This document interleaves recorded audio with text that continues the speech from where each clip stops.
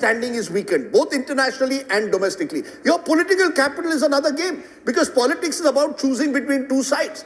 Do I want Mamta or do I want Modi? Do I want UDF or do I want LDF? Do I want Pinarayi Vijayan, who incidentally could emerge as a COVID hero? Because one of the reasons when I went to Kerala was that Pinarayi was seen, Mr. Vijayan was seen to have handled COVID well. So COVID was a factor in Kerala as well. So I think we need to separate elections from the narrative in television studios. In TV studios, we have to hold our leaders accountable. Winning election does not mean you're unaccountable, is my view. I know it's controversial. No, but this is the biggest form of accountability. No, I don't believe that. I believe you're accountable. It's winning of election. You know, you're throwing Sam, both sides are throwing Sam, Dam, Dandabhed.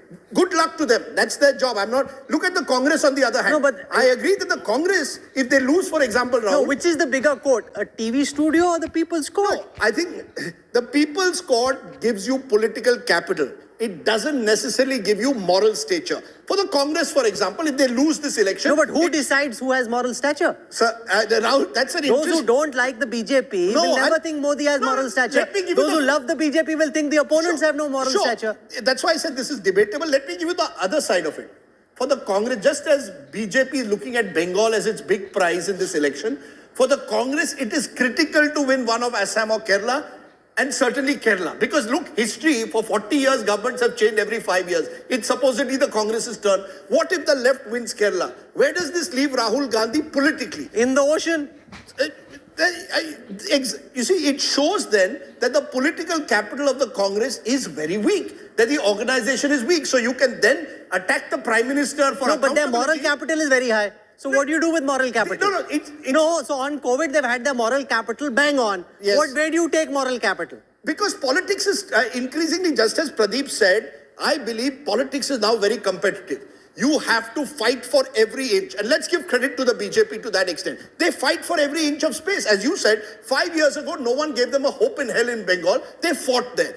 The Congress, on the other hand, got its act together in Kerala only a few In Assam, in the middle of the campaign, they realized they had a chance. For the last 3 or 4 years, they didn't even work hard in Assam. Therefore, Rahul, elections have become more competitive, more micromanaged. You've got to spend a lot of effort in it. I want to separate that to the fight against COVID. The fight against COVID reflects how much governments and successive governments have spent on health, on the manner in which your communication was poor, your vaccine policy was disjointed. These are issues which need not necessarily play out in an election. But Sandeep Shastri, regardless of the morality we attach to the results, the fact is, what happens on the 2nd of May will be seen as a political referendum of sorts.